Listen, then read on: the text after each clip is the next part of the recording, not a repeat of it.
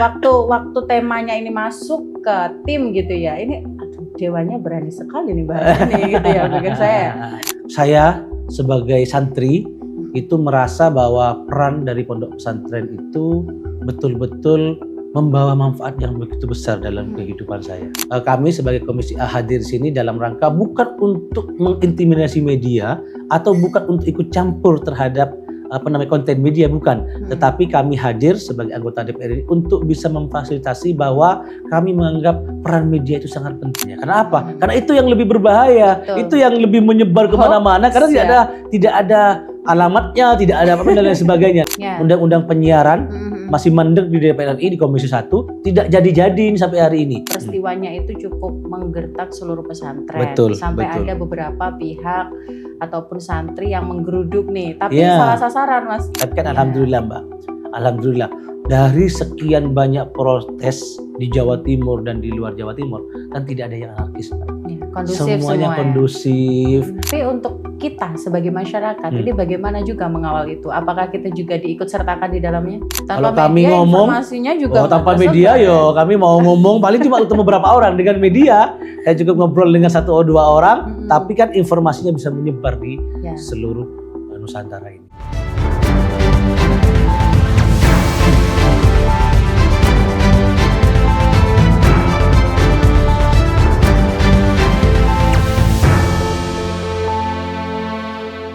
Assalamualaikum warahmatullahi wabarakatuh. Selamat datang di ABTV Podcast, bukan sekedar bicara, lebih dekat, lebih paham. Nah, untuk episode kali ini kita membahas soal menakar batas kebebasan media, perspektif DPRD Jawa Timur dari kalangan santri. Nah, untuk membahas hal ini kita sudah hadirkan di sini. Beliau merupakan anggota Komisi A DPRD Provinsi Jawa Timur dari Dapil Jatim 4, membawai Banyuwangi, Situbondo, Bondowoso dari fraksi PKB. Kita sapa dulu. Beliau merupakan Bapak Ubaidillah. Assalamualaikum. Waalaikumsalam. Ini sepertinya tidak sah begitu ya kalau dipanggil Pak, kayaknya terlalu tua sebutannya. Mas aja ya. Siap. Boleh. Emang panggilannya Mas Ubaid gitu. Mas Ubed atau Bro Ubed gitu kan. Bro Ubed. Waduh. Kayaknya kurang ini ya. Bro Ubed. Mas saja ya, Mas Ubed ya. Apa kabarnya hari ini? Alhamdulillah baik. Baik ya. Mas, di menjelang akhir tahun banyak sekali tugasnya di Komisi A ya. Iya, lumayan ini Mbak, agak padat ya. Karena kan hari ini kita sedang mau merampungkan terkait dengan pembahasan APBD tahun 2026. Sehingga rapatnya maraton sekali. Gitu ya. Maraton terus sampai akhir tahun. Ditambah kondisi saat ini gitu ya, yang memang banyak masyarakat mengadu ke Komisi A gitu ya, termasuk juga yang rame-rame barusan ini. Ini makanya waktu temanya ini masuk ke tim gitu ya, ini aduh, dewanya berani sekali nih bahas ini gitu ya pikir saya. lumayan apa ya, lumayan panas ya ini masih banyak diperbincangkan sama orang gitu loh. Oke, kita langsung aja ya Mas ya, soal kebebasan media. Sebetulnya kondisi di Provinsi Jawa Timur sendiri itu seperti apa sih kalau dari pandangannya Mas Ubed? Pertama tentunya kita menganggap bahwa media itu bagian dari demokrasi, pilar penting dari demokrasi gitu ya. Di mana kita di DPRD Provinsi Jawa Timur menganggap media sebagai mitra, ya sebagai mitra kami di DPRD Provinsi Jawa Timur untuk bisa memberikan autokritik terhadap kebijakan pemerintah, memberikan masukan terhadap kebijakan pemerintah, dan juga tentunya kami juga berharap bahwa media ini sebagai partner kita juga bisa menjadi sarana untuk mencerdaskan kehidupan berbangsa dan bernegara. Seperti itu. Artinya kebebasan bermedia itu menurut kami di DPRD itu ya memang media harus diberikan wewenang seluas-luasnya untuk bisa menampilkan tayangan-tayangan yang mendidik, yang beretika dan bertanggung jawab. Sehingga kami sangat membutuhkan peran media dalam keseharian kami dalam bekerja seperti itu. Ya, bagaimana kalau tugasnya media juga adalah memberikan informasi juga kepada Betul, masyarakat ya. betul. Seperti hari ini kita podcast, ini salah satunya tugas media. Tugas media gitu ya. Iya. Dan DPRD untuk memberikan informasi kepada masyarakat. Kepada masyarakat. Tentunya juga harus menggunakan adab, harus menggunakan tanggung jawab yang besar. Etika. Jangan sampai seperti mengandung unsur sara. Betul. Apalagi mengikut sertakan lembaga. Betul. Ini yang hanya diperbincangkan ya ini ya. Nanti kita bahas nih. Siap. Tapi kita kan ini ada perbincangan kita ini masih erat kaitannya dengan santri ya. Betul. PKB ini erat banget dengan kondisi seperti itu. Mas Ubed ini jangan-jangan juga santri? Iya, alhamdulillah. Saya itu pernah mondok gitu ya. Dari kecil, dari TK sampai SMA itu saya mondok. Serius dari TK, Mas? Dari TK. Dari TK itu saya mondok sampai di tingkat SMA. Saya mondok di Bondowoso, terus di Genggong, di Probolinggo. Alhamdulillah saya merasa dengan saya dididik di pondok pesantren itu, saya melihat bahwa pondok pesantren itu bukan hanya sebagai sarana pendidikan, Mbak. Tetapi pondok pesantren itu bagi saya adalah bagaimana menjadikan peserta didiknya atau santri-santrinya itu orang yang mengedepankan akhlakul karimah. Betul. Memberikan pengajaran terkait dengan adab, sopan santun, etika, bahkan yang diajarkan pun bukan hanya itu, tapi juga penghormatan kepada hal-hal yang berbeda terhadap agama lain dan lain sebagainya. Intinya bahwa saya sebagai santri itu merasa bahwa peran dari pondok pesantren itu betul-betul membawa manfaat yang begitu besar dalam kehidupan saya. Ini luar biasa loh. Betul. Kita tahu bahwasanya orang-orang hebat juga lahir dari seorang santri, pondok pesantren. Banyak gitu. Mbak, banyak sekali. Mungkin kalau masyarakat luas mikirnya gini kali ya Mas ya. Aduh, anak pondok ini kan terbatas ya, teknologinya juga dibatasin, megang HP juga dibatasin gitu kan. Padahal pada nyatanya di pesantren sendiri kita juga belajar untuk mengenal teknologi, mengenal komputerisasi, seperti itu ya Mas ya. Betul. Iya, di pondok hari ini apalagi situasi pondok hari ini dengan tahun-tahun sebelumnya mungkin ada perbedaan ya, Mbak. Seiring dengan perkembangannya teknologi, pasti pondok pesantren sekarang juga sudah mulai menerapkan perkembangan teknologi tersebut. Jangan salah loh ya, di pondok pesantren itu banyak yang ahli AI sekarang loh, kan? Coding juga banyak, bahasa Inggrisnya bagus, speakingnya bagus dan sebagainya. Artinya hari ini peran pondok pesantren itu ya dan lembaga-lembaga pendidikan yang ada di pondok pesantren itu betul-betul hari ini itu sesuai dengan apa yang dibutuhkan oleh masyarakat Indonesia. Jadi jangan dianggap bahwa pondok pesantren hari ini ketinggalan zaman. Oh enggak. Pondok pesantren hari ini itu betul-betul sudah menerapkan kurikulum, bahkan visi-visinya pondok pesantren rata-rata itu bagaimana santri ketika keluar dari pondok pesantren itu bisa menerapkan keilmuannya di masyarakat dan menjadi orang yang mungkin sangat berguna bagi kehidupan berbangsa ini. Jadi bisa seimbang gitu Mas? Bisa seimbang sekali. Pelajaran umum itu dapat, pelajaran Islam juga dapat, keseharian modernisasi juga dapat, Islamik juga dapat gitu ya. Harusnya begitu semuanya. Betul Mbak, betul. Oke, ini saya ingin klarifikasi sebetulnya ya Mas Ubed Ikani, yang beberapa kali tersorot itu adalah bagaimana seorang santri ini menghormati kiainya, menghormati gurunya dengan ibaratnya harus cium tangan. Nah seperti itu ya, itu yang menjadi sorotan ya Mas Ubed. Ini sebetulnya bagaimana sih, apakah memang di sana itu penerapan dan juga artinya begitu loh. Mungkin masyarakat belum tahu nih, orang awam gitu. Iya. Sebenarnya kiai itu nggak pernah minta untuk dicium tangannya, Mbak. Nggak pernah minta sebenarnya. Jadi guru-guru kita gitu ya, itu kiai-kiai kita, apalagi kiai-kiai sepuh itu tidak pernah minta kita untuk mencium tangan beliau, tidak. Tetapi kami sebagai santri itu menganggap bahwa dengan mencium tangan beliau, orang yang sudah memberikan pembelajaran agama kepada kami, orang yang sudah mengajarkan adab, sopan santun, etika kepada kami, dan kami yakini bahwa kami mencium tangan kiai itu sesuatu yang akan memberikan manfaat kepada kami. Manfaatnya apa? Pertama, kami menghormati beliau sebagai sesepuh. Masa tidak boleh sih yang namanya santri mencium tangan orang sepuh? Ya boleh dong gitu kan. Namanya apalagi guru kita, kehormatan. Jadi kita menganggap bahwa mencium tangan seorang guru atau kiai itu bagian dari keinginan kami sebagai santri untuk bisa memberikan penghormatan. Karena beliau yang sudah memberikan suri tauladan kepada kami, bagaimana bersopan santun, bagaimana beliau itu dalam menghadapi kehidupan dan sebagainya, memberikan ilmunya dan lain sebagainya. Itu bagian dari sebenarnya keinginan kami sendiri untuk bisa memberikan penghormatan kepada para guru-guru kami. Jadi tidak ada paksaan, tidak ada itu apalagi dianggap sebagai itu perbudakan. Oh, tidak sama sekali, tidak sama sekali. Saya rasa bagi orang-orang yang pernah mondok dan pernah menjadi santri, saya rasa anggapan yang berlebihan itu sangat keliru. Sangat keliru gitu, begitu ya. Itu hanya opini saja. Opini saja lah, Mas Ubed, Mbak. ya. Betul. Beberapa waktu terakhir kita tahu bahwasanya salah satu TV swasta nasional ini cukup membuat heboh gitu ya. Heboh gitu ya. Gitu ya. Seakan-akan di pondok pesantren seperti ini. Akhirnya pandangan masyarakat pun bagaimana ya?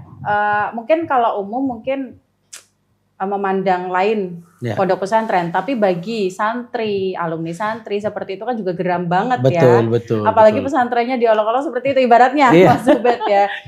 Bagaimana Komisi A ini memandang hal ini, Mas? Iya, kami anggap bahwa Komisi A itu sebagai mitra yang membimbing tentang hukum pemerintahan dan ormas gitu ya. Kami merasa untuk hadir di momen-momen tersebut, Mbak. Salah satunya dengan cara kami 2 hari kemarin kami menerima audiensi. Dari hampir 3.000 santri dan alumni yang ke DPRD Provinsi Jawa Timur untuk mengadukan aspirasi mereka terkait dengan pemberitaan yang tidak seimbang kemarin. Kami tentunya sebagai anggota DPR, sebagai fungsi kami adalah fungsi bagaimana kami bisa mempertemukan pihak-pihak yang berkepentingan. Salah satunya adalah santri dan alumni yang sedang mengajukan tuntutan. Yang kedua ada lembaga penyiaran KPI, kebetulan KPI daerah itu juga mitra dari kami Komisi A, yang mereka itu bertugas untuk menilai apakah tayangan itu berhak atau tidak, atau terkena sanksi dan lain sebagainya. Yang ketiga tentunya media yang bersangkutan. Tentunya kami sebagai Komisi A hadir di sini dalam rangka bukan untuk mengintimidasi media atau bukan untuk ikut campur terhadap konten media, bukan. Tetapi kami hadir sebagai anggota DPR untuk bisa memfasilitasi bahwa kami menganggap peran media itu sangat penting ke depan, tetapi media juga harus ada rasa tanggung jawab sosialnya dalam hal penayangannya, tanggung jawab etikanya. Jangan sampai peristiwa yang menghebohkan seperti kemarin ini berlanjut di hari-hari atau di tahun-tahun yang akan datang, berulang lagi seperti itu. Sehingga kami merasa perlu untuk mengumpulkan berbagai pihak untuk duduk bareng, sehingga alhamdulillah mudah-mudahan di momentum peringatan Hari Santri gitu ya, yang dimana tanggal 22 Oktober kemarin gitu ya, kebetulan kita memperingati santri ini sebagai bentuk persatuan nasional, bahwa semua orang mengerti bahwa santri dan pondok pesantren itu tidak seperti apa yang ditayangkan oleh media tersebut. Sehingga ke depan kami berharap bahwa media sebagai partner kami memberikan sarana yang betul-betul mencerdaskan dalam hal tayang-tayangannya. Seperti itu. Berarti ini sudah ada tindakan tegas sudah, seperti itu ya? Sudah. Kami DPRD Provinsi Jawa Timur sudah menerima audiensi dari mereka dan kami lebih tahu gitu ya bagaimana pondok pesantren ke depan itu bisa diketahui secara A sampai Z-nya secara menyeluruh, bukan hanya sepotong-sepotong, hanya selamanya, hanya dan lain-lain sebagainya itu. Begitu ya. Oke, kalau misalnya itu kan salah satu lembaga TV yang resmi ya. Kita tahu bahwasanya memang untuk penyiaran berita itu ada kode etiknya, Mas Ubed ya. Ada kode etik jurnalistiknya. Bahkan ketika sebuah media melanggar kode etik itu biasanya juga ada sanksi yang cukup lumayan. Kalau untuk yang ini itu ada arah ke sana enggak? Enggak mungkin. Kami tidak ikut campur dalam hal itu sudah ranahnya beda. Ranahnya beda, itu ranahnya ke KPI ya. Ada KPI dan lembaga berwenang yang akan melihat aturannya seperti apa. Tapi dalam segi moralitas, segi kepatutan dan lain sebagainya, kami sebagai anggota DPR itu merasa perlu untuk bisa menjaga ketertiban ketertiban dalam rangka siaran media-media nasional ataupun media lokal. Karena di Jawa Timur ini, Mbak, kita tahu sendiri bahwa Jawa Timur ini adalah kota ataupun provinsi nomor 1, Mbak, pesantren terbanyak. se-Indonesia. Lebih seperti dari, misalnya di Jombang itu kan pondoknya besar-besar terkenal, Ponorogo dan Genggong sebagainya. Itu Probolinggo berarti Probolinggo. Artinya apa? Bahwa Jawa Timur ini adalah kota santri sebenarnya. Kenapa? Dari sekian ribu pondok pesantren terbanyak di Jawa Timur. Oleh karena itu kami merasa perlu ke depan mungkin gitu ya untuk membahas terkait dengan aturan main yang berkeadilan. Betul. Salah satunya akan kami undang KPI dan juga lembaga-lembaga penyiaran pers untuk bisa bagaimana sama-sama menjaga agar lembaga penyiaran khususnya baik lokal ataupun nasional itu betul-betul bisa menjaga kualitas siarannya, gitu kan? Tujuan dari siaran itu dan tidak lagi bisa menyakiti terhadap suatu lembaga ataupun apalagi pondok pesantren, Mbak. Betul. Ingat, Mbak, pondok pesantren ini ada sebelum Indonesia lahir, Mbak. Betul. Artinya bahwa jangan salah bahwa pondok pesantren ini jadi dari embrio dari lahirnya tokoh-tokoh nasional yang hari ini itu pernah memimpin Indonesia. Ya. Ini juga menjadi cambukan bagi kita juga ya. Kita juga sebagai pelaku media juga untuk dengan hal seperti ini, peristiwa seperti ini, jadi kita akan lebih berhati-hati, Mas. Tentunya dong, kami berharap ABTV lebih hati-hati ya dalam memberikan penyiaran. Dan saya yakin lah kalau ABTV ini pas siarannya pasti akan bermanfaat, beretika, dan menjaga kualitas dalam siarannya itu, ya. Mas Ubed ini kan tidak hanya media televisi yang secara izin sudah legal begitu betul, ya. Ini kan sudah legal ya. Betul. Tapi ada beberapa nih media-media yang tidak legal seperti pemberitaan yang misalnya tersebar di media sosial. Ya, betul. Betul atau tidaknya berita itu kita juga nggak tahu. Betul. Biasanya kan netizen ini kan banyak sekali nih. Maksudnya jurnalis bebas ini loh, Mas. Iya. Ini sebetulnya ada nggak sih pengawasan atau pembatasan yang kemudian dilakukan? Karena kita tahu bahwasanya netizen ini kan kadang kalau misalnya menyebarkan informasi kan tidak tahu kebenarannya. Misalnya terjadi kecelakaan itu cuman pemberitaan yang sekenanya saja yang mereka lihat di lapangan begitu. Ini bagaimana untuk Komisi A? Ya tentunya sebenarnya kan lembaga penyiaran ya bertugas untuk itu ya, khususnya KPI. Tapi KPI ini dalam undang-undangnya kalau kita lihat ini hanya sebatas media penyiaran yang sifatnya cetak dan elektronik, Mbak. Belum nyampe kepada konten pelaku media sosial di luar televisi dan media cetak. Lah, ini sebenarnya ada lembaga yang berwenang untuk bisa melakukan take down atau bisa melakukan sensor terhadap itu adalah lembaga Komdigi kalau di pusat. Ya, atau kalau di daerah itu masih Kominfo. Nah, kami selalu berbicara dengan Kominfo karena Kominfo kebetulan mitra kerja kami di Komisi A. Di Jawa Timur itu kami selalu minta Kominfo bahwa tolong lembaga-lembaga penyiaran non televisi dan cetak yang itu belum menjadi pengawasan ranah dari KPID, tolong Kominfo untuk bisa lebih mengetatkan pengawasannya. Kenapa? Karena itu yang lebih berbahaya, itu yang lebih menyebar kemana-mana karena tidak ada alamatnya, tidak ada apa dan lain sebagainya lah. Ini kami bersama Kominfo sudah sering berdiskusi sedang itu. Dan alhamdulillah Kominfo Jawa Timur ini kami memberikan apresiasi sudah men-take down dan juga sudah menurunkan berita-berita yang sifatnya hoax itu, Mbak. Sudah sangat-sangat banyak sekali, Mbak. Sudah sangat banyak.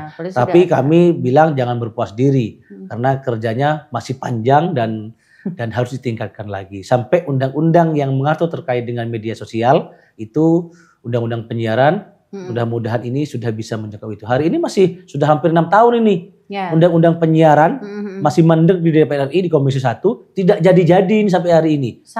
Sampai hari ini. Nah, kami berharap bahwa Komisi 1 DPR RI bisa segera merampungkan dengan undang-undang penyiaran yang baru. Agar apa? Agar konten-konten sosial non media cetak dan elektronik yang sudah terdaftar kayak YouTube, Facebook, TikTok dan sebagainya itu juga menjadi pengawasan komprehensif dari salah satu lembaga yaitu KPI itu. Oke, betul. Itu kita tunggu ya, Mas ya. Iya, gitu kan. Karena hoax itu kan biasanya tersebar dari sana juga. Betul. Tidak tersaring secara maksimal begitu, Mas Ubed ya. Betul. Oke. Ini seberapa besar nih pengaruh kalangan santri dalam mengawal etika media di Jawa Timur? Ya. Pertama, kalau ditanya seberapa besar, ya sangat besar sekali, Mbak. Besar ya, karena memang jumlahnya sangat besar dan jutaan sekali gitu ya santri di Jawa Timur. Hampir satu desa di Jawa Timur itu punya satu pesantren. Ya. Minimalnya. Ada yang 2 pesantren dan lain sebagainya. Artinya kalau kita melihat dari jumlah desa dan kelurahan di Jawa Timur itu ada 8.501, berarti kan minimalnya ada 8.000 pondok pesantren di Jawa Timur. Padahal kalau kita lihat lebih, sekitar 26.000 rata-rata pondok pesantren yang ada di Jawa Timur.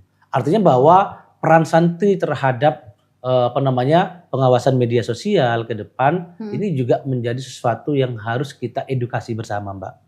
Tugas kami pemerintah Provinsi Jawa Timur memberikan edukasi dan informasi kepada santri dan pondok pesantren bahwa jangan sampai informasi-informasi yang salah, yang hoax itu yang nyampe ke pesantren. Tetapi bagaimana kita menyajikan informasi yang benar dan bisa dipertanggungjawabkan itu yang nyampe di pesantren.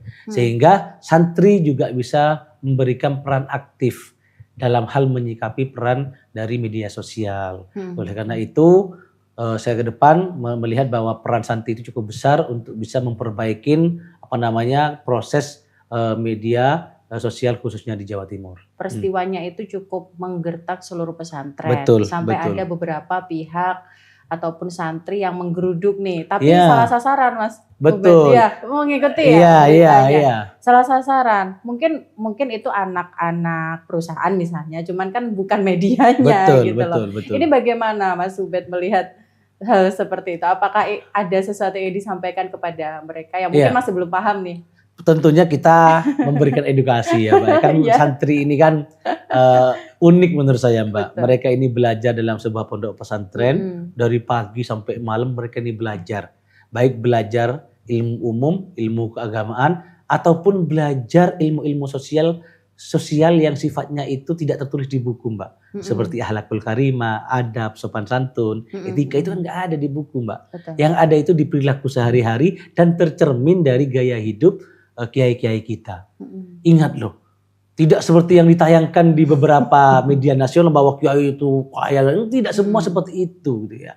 Tetapi ada kebanyakan bahwa santri itu selalu sam'an wa ta'atan kepada gurunya, itu lebih melebihi dari bagaimana dia itu merasa sudah diberikan diberikan ilmu yang cukup besar. Salah satunya akhlakul karimah dan sopan santun.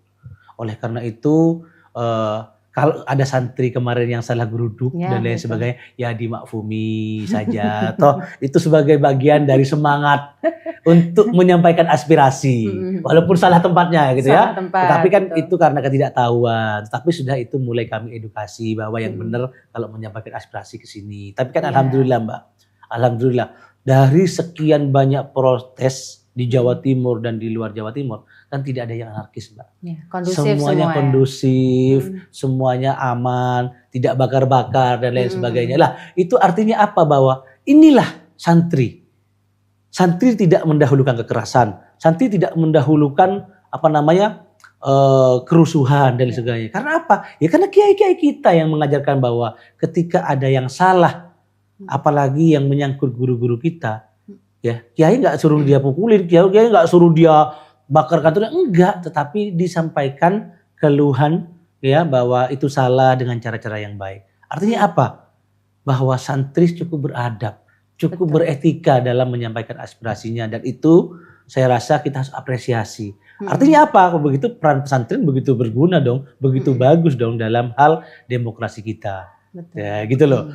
Kita mengapresiasi gitu ya protes-protes dari alumni Lirboyo, Himasal, nggak ada satupun yang anarkis, nggak ada. Semuanya terkendali di DPR rapatnya, di kami pun terkendali dan sebagainya. Tidak ada hal-hal yang menurut kami sepalah kami itu bersyukur gitu ya, bisa disambangi dan bisa berdiskusi dengan alumni pondok pesantren di seluruh Jawa Timur. Seluruh Jawa Timur. Emang itu paling benar itu kalau mengungkapkan aspirasi memang langsung aja ke Pemprov atau ke kantor DPR gitu ya. Iya. Atau kalau misalnya kenal dewanya mungkin langsung aja kontak gitu ya. Kami siap gitu kan. Kalau ada hal-hal yang sifatnya itu berkaitan dengan kepentingan pondok pesantren dan santri, tentunya kami sebagai anggota DPR Provinsi Jawa Timur welcome. kapanpun mereka ini mau menyampaikan aspirasinya kepada kita. Ya, Seperti itu sangat terbuka. Sangat terbuka sekali. Terbuka dong, namanya juga wakil rakyat. Wakil rakyat, alhamdulillah. Mas Ubed, monggo Siap. sketsakan dulu. Alhamdulillah, Ya, terima kasih ini. kita membahas hal yang hangat gitu ya kan.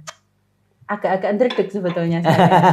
Mas Ubed ini asli mana sih? Saya Bondowoso, Mbak. Bondowoso. Aslinya Bondowoso. Kalau di sana pariwisata cukup ini ya. Lumayan, Cukup lumayan, Ijen. Oh iya, Ya, Kawah Ijen. Kawah Ijen ya. Kawah Ijen. Walaupun itu dua, ada yang masuk wilayah Banyuwangi, ada yang masuk Bondowoso. Tapi kan ada yang lewat Bondowoso, ada yang lewat Banyuwangi. Dua daerah ya. Tapi secara legal itu punyanya dua-duanya, Mbak. Dua-duanya. Dua-duanya. Oke, Mas Ubed di sana itu kalau ngomongin pesantren di Bondowoso itu juga banyak ya? Justru rata-rata pusatnya, Mbak. Oh gitu? Iya. Bahkan saya bilang satu desa rata-rata minimal punya satu pondok pesantren. Di sana juga gitu? Sama. Soalnya kan kalau misalnya saya ya sebagai maksudnya masyarakat awam ibaratnya ya, itu mungkin taunya kota pesantren itu kayak Jombang, Ponorogo gitu kan. Kalau Bondowoso itu mungkin terkenal sama wisatanya ya. Oh ternyata juga banyak di sana. Banyak Mbak. Alhamdulillah pondok pesantren itu di Bondowoso itu menjadi sesuatu yang cukup prestisius. Jadi orang Bondowoso itu kalau anaknya tidak nyantri gitu, ada yang kurang gitu loh Mbak. Makanya Mas Ubed dari TK ya. Gitu iya. Dari TK sampai SMA, kuliah mondok juga enggak? Alhamdulillah. Iya? Enggak maksudnya. Enggak ya. Berarti TK itu cukup gimana ya kalau misalnya TK itu kan masih kecil ya. Betul. Masih kecil tapi sudah dimondokin, tapi memang keluarganya Mas Ubed ini basicnya pesantren. Basicnya pesantren. Oh gitu. Oke, tadi kan tugasnya Komisi A sudah jelas ya. Jelas. Juga melakukan pengawasan juga, terus sudah melakukan tindakan begitu. Ini ada nggak sih misalnya peran masyarakat nih, khususnya kalangan santri untuk mengawal nih media ini agar itu tadi beradab seperti itu Mas Ubed? Ya tentunya Mbak, tentunya kami akan tentu pengawalannya bukan day to day ngelihat media ya, karena memang ada lembaga tersendiri yang mengawal dan memperhatikan media dari kontennya dan lain sebagainya ya. Kalau kami sebagai anggota DPR tentunya mengawalnya melalui perubahan perda nantinya. Kami akan membuat semuanya ketika itu dibutuhkan gitu ya, perda yang mengatur bagaimana konten-konten sosial media itu bisa lebih bermanfaat dan sebagainya. Lebih kepada partner aja sih sebenarnya sih.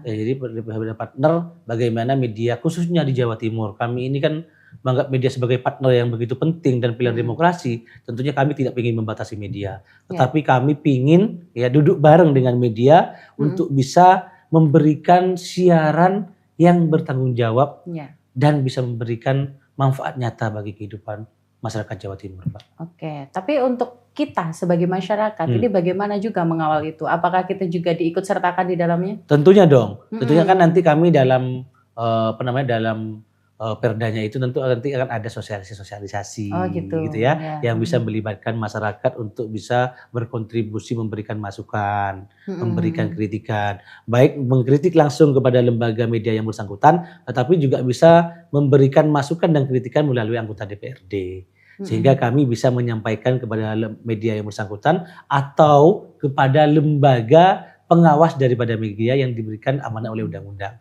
Salah satunya adalah lembaga penyiaran dan juga KPI tersebut, seperti KPID lah ya kalau di Jawa Timur itu, seperti itu. Berarti peran serta masyarakat ini untuk mengawal informasi yang banyak itu adalah dengan mungkin bisa memberikan aspirasinya kepada para dewan. Tidak hanya di Komisi A ya? Tidak hanya di Komisi A, seluruh komisi dewan saya yakin bisa menerima aspirasi dan masukan dari masyarakat, gitu ya. Laporkan kalau ada hal-hal atau media yang menyiarkan konten siarannya itu tidak sesuai dengan adab, gitu ya, sesuai dengan etika, ataupun apalagi kalau semuanya berbau-bau sara dan sebagainya. Tolong laporkan kepada kami akan sampaikan secepatnya kepada lembaga-lembaga terkait agar ada titik temu, agar titik temu bahwa ke depan tidak boleh lagi terjadi peristiwa-peristiwa yang menggemparkan seluruh Indonesia, gitu ya. Itulah harapan kami. Kami lebih kepada bagaimana menganggap bahwa media itu sebagai partner yang betul-betul sangat dibutuhkan untuk kehidupan berbangsa dan bernegara, Mbak. Ya. Kalau Tanpa kami media, ngomong, informasinya juga nggak tanpa tersebar media ya. kami mau ngomong paling cuma ketemu beberapa orang. Dengan media saya cukup ngobrol dengan 1 atau 2 orang, tapi kan informasinya bisa menyebar di seluruh Nusantara ini. Baik, Mas Ubed tadi kan sempat dibahas bagaimana mereka bisa melaporkan begitu. Betul. Cuman begini Mas Ubed ya, pada nyatanya masyarakat ini ketika mau melaporkan itu kan juga terbatas ya. Betul. Mas Ubed mungkin di dapilnya waktu reses saja atau betul. kunjungan secara pribadi seperti itu ya. Itu baru mereka bisa menyampaikan aspirasi. Tapi kalau misalnya nih di luarnya itu, bagaimana caranya mereka harus melaporkan? Apakah sudah menggandeng digitalisasi atau bisa melaporkan di website, WA begitu? Betul. Pertama tentunya kami bersama Kominfo sudah membuat semacam aduan gitu ya, semacam call center begitu yang bisa diakses melalui WA ataupun melalui website Kominfo. Bisa dicek situ atau bisa langsung WA ke nomor saya atau ke nomor staf saya atau ke siapapun lah gitu kan, bebas gitu kan. Bisa nih. Bebas gitu kan. Bisa dicatat nggak di sini? Bisa dicatat nanti, bisa dicatat. Ya. Intinya bahwa kami pingin masyarakat di daerah yang di luar Surabaya gitu ya, di luar Surabaya, di dapil saya di mana gitu ya, itu bisa menyampaikan aspirasinya bisa melalui di Facebook, bisa melalui di WA ataupun di media-media informasi yang lainnya, Mbak. Dan sudah sangat terbuka. Saya rasa masyarakat hari ini untuk bisa melaporkan itu tidak ada kesulitan sebenarnya. Tidak ada kesulitan. Karena saya yakin mereka semuanya hari ini sudah megang HP semua, Mbak. Betul. Tinggal di googling gitu kan, atau cari websitenya Komisi A DPR Provinsi Jawa Timur, atau cari websitenya Kominfo, laporkan di situ, atau klik Facebook saya semuanya gitu. Saya rasa DM pribadi di Facebook, saya rasa itu juga bagian dari bagaimana menyampaikan, dan kami welcome untuk itu. Oke, terima kasih Mas Ubed. Sama-sama Mbak, gitu kan. Ini informasi yang sangat bermanfaat juga. Bagaimana di sini akhirnya masyarakat memiliki pandangan lain soal pesantren begitu ya. Betul. Baik, Mas Ubed terima kasih. Semoga kita sama-sama nanti ngobrol lagi. Ya, kebebasan media adalah hak yang dijamin konstitusi, tetapi kebebasan tanpa adab akan melahirkan konflik dan kegaduhan sosial. Saya Fadadika pamit. Wassalamualaikum warahmatullahi wabarakatuh.